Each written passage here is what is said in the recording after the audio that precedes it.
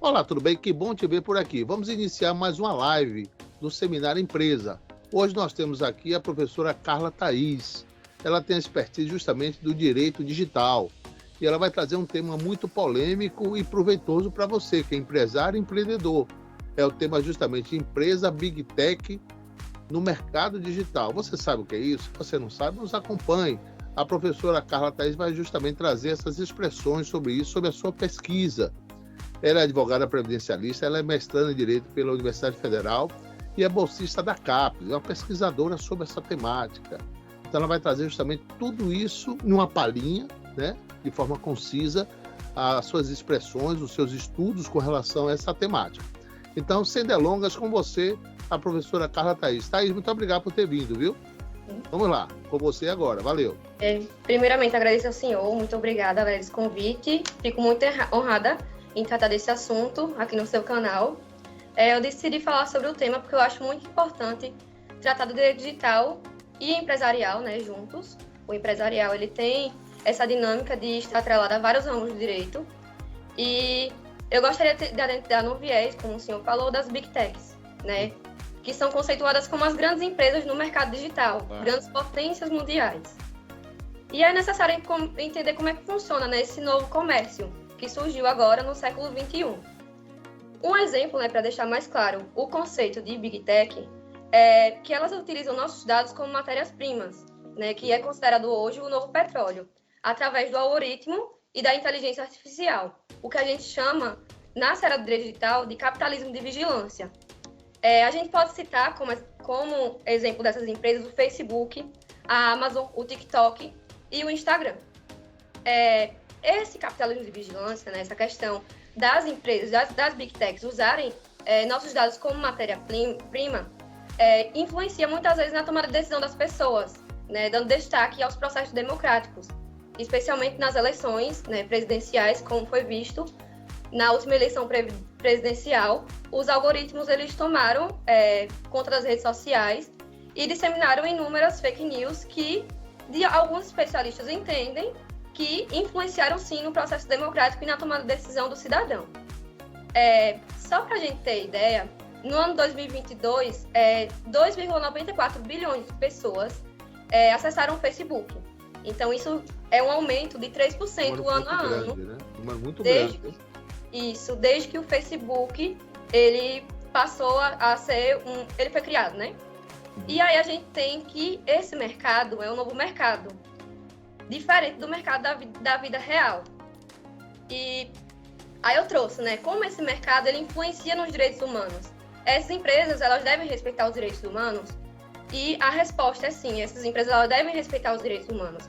O empresário, tanto o empresário pequeno quanto o empresário grande, os donos dessas Big Techs, eles não podem ser neoliberais, né? Eles não podem apenas se atentar ao lucro.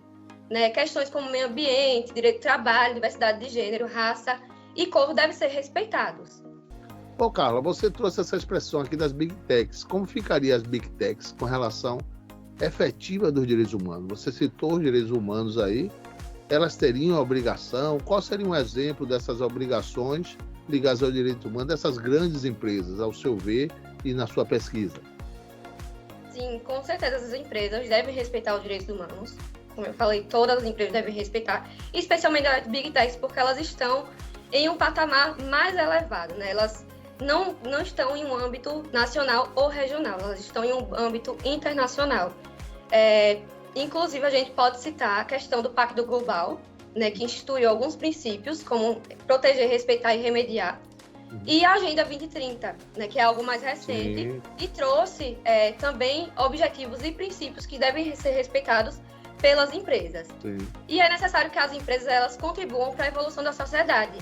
E isso deriva do princípio constitucional que a gente tem no ordenamento jurídico brasileiro da função social da empresa. Né? A imagem da empresa ela deve estar atrelada a questões socialmente relevantes de defesa dos direitos humanos. E isso gera um impacto muito importante para o consumidor, né? Que a gente pode chamar de cidadania empresarial, que é o fato da empresa não apenas estar atenta à geração de lucro, mas sim ao respeito aos direitos humanos.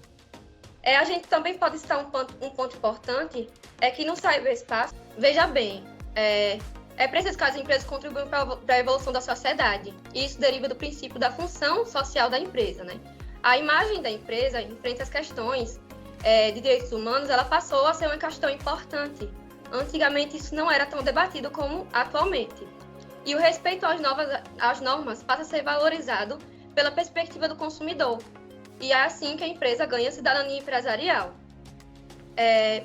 A indústria 4.0, que também hoje em dia pode ser chamada de indústria 5.0, já é um avanço, passa a ser um ponto importante também, porque através do ciberespaço, situações que as empresas desrespeitar os direitos humanos são viralizadas, e assim servem para informar consumidores a respeito da reputação das empresas. E aí eu trouxe que a reputação seria a reputação da empresa dentro da empresa, porque o fato de viralizar ocorre dentro das Big Techs, né? As informações são viralizadas dentro das Big Techs e às vezes assim, as informações são a respeito delas. Então a gente vê aí um respeito muito grande à liberdade de expressão. Em outro ponto, né? As Big Techs elas influenciam na economia e política dos estados. Por não haver uma regulação, uma vez que essas empresas são extraterritoriais, ou seja, como eu falei, não são mais empresas regionais ou nacionais, são empresas internacionais. Muitas dessas empresas não sofrem punições quando violam direitos, e isso é uma problemática. No cenário atual, a gente percebe que a regulação é imprescindível para que os direitos sejam resguardados. Essas empresas, né, as Big Techs, elas ainda não possuem uma regulação específica, principalmente no tocante à privacidade, à proteção de dados e à livre concorrência. E isso é um desafio para a gente de grande complexibilidade. No Brasil, né, de acordo com algumas pesquisas que eu fiz, alguns doutrinadores eles entendem que a autorregulação regulada, é um termo utilizado no direito empresarial, é uma das soluções encontradas para o problema, pois a empresa apresenta uma resposta rápida para a problemática das Big Techs. E aí a gente se pergunta o que é uma autorregulação regulada. As plataformas elas deverão adotar regras de comportamento no seu ecossistema e controle de fake news, crimes ou discurso de ódio, que será realizado pelo próprio provedor, quando a gente aceita os termos de uso daquela plataforma. Isso. Mas assim, pelo ponto de vista pragmático, você vê a atuação firme nesse sentido ou é uma provocação realmente que as empresas devem educar a sua equipe, o seu time para que isso se proceda, né? Então, assim, pelo aspecto dos direitos humanos, as Big Techs, elas devem se aprimorar nesse sentido sempre, é isso? Na sua pesquisa você trouxe, certamente, né? Sim, certamente, porque o que acontece?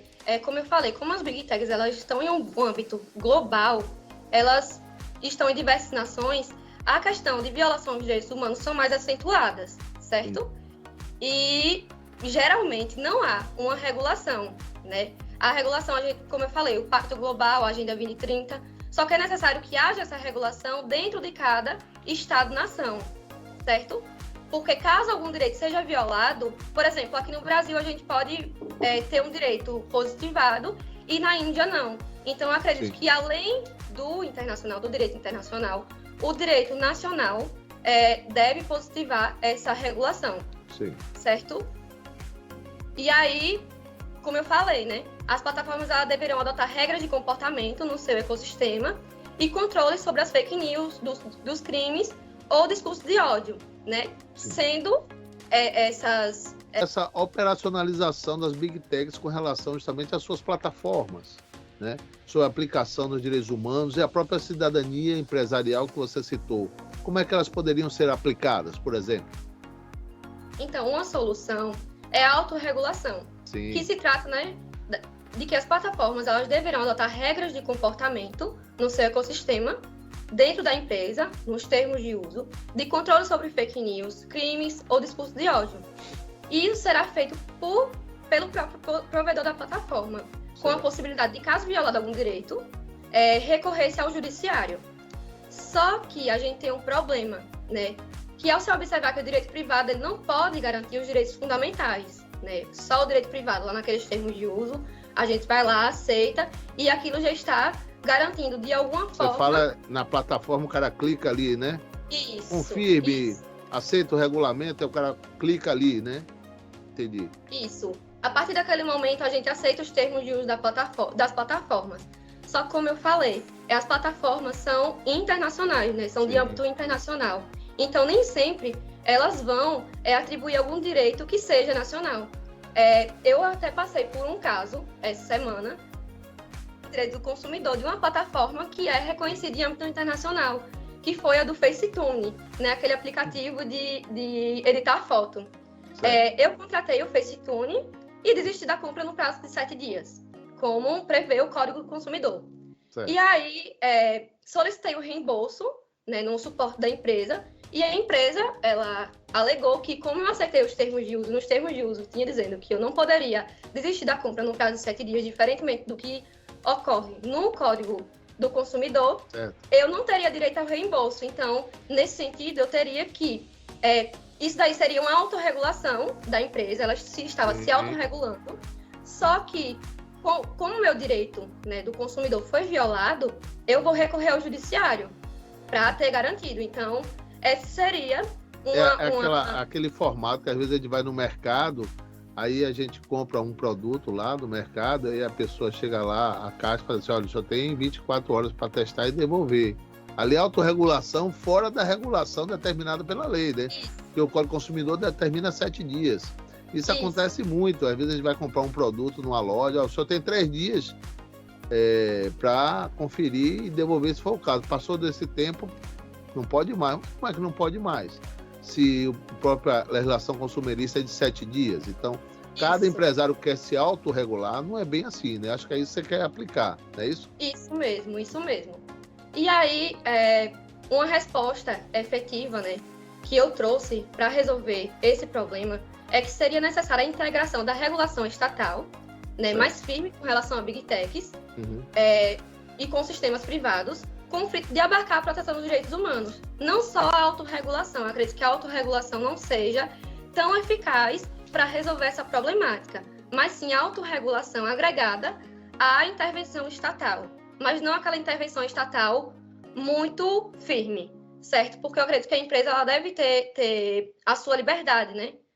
E aí, eu trouxe também outra questão das Big Techs, outra problemática das Big Techs, é que eu tentei explicar, né? As Big Techs, elas capturam nossos dados, tratam e vendem nossos dados. E aí, o que acontece? Muitas vezes, esses dados, eles são trazidos para nós em forma de notícias falsas, de fake news, né? Os algoritmos e a inteligência artificial, ela traz em forma de fake news. E aí a gente tem o projeto de lei número 2630/2020, que é mais conhecido como a PL da fake news, foi bem disseminado nas redes sociais e na mídia, que traz um novo formato de regulamentação e de fiscalização de plataformas digitais, que foi, no caso, são as Big Techs. Só que essas grandes empresas de tecnologia, né, como a Google, a Amazon, o Facebook, entendem que essa proposta apresenta um viés antidemocrático, né, e é pautado na violação da liberdade de expressão, porque a partir do momento que a pessoa não pode disseminar qualquer notícia, sendo ela verdadeira ou falsa, até porque, veja, quando a gente... Para final, mas assim, uma pergunta que eu queria fazer é justamente como seria a aplicação de tudo isso que você colocou no seu estudo, na sua pesquisa. Será que teria algum fator pragmático junto da pequena empresa?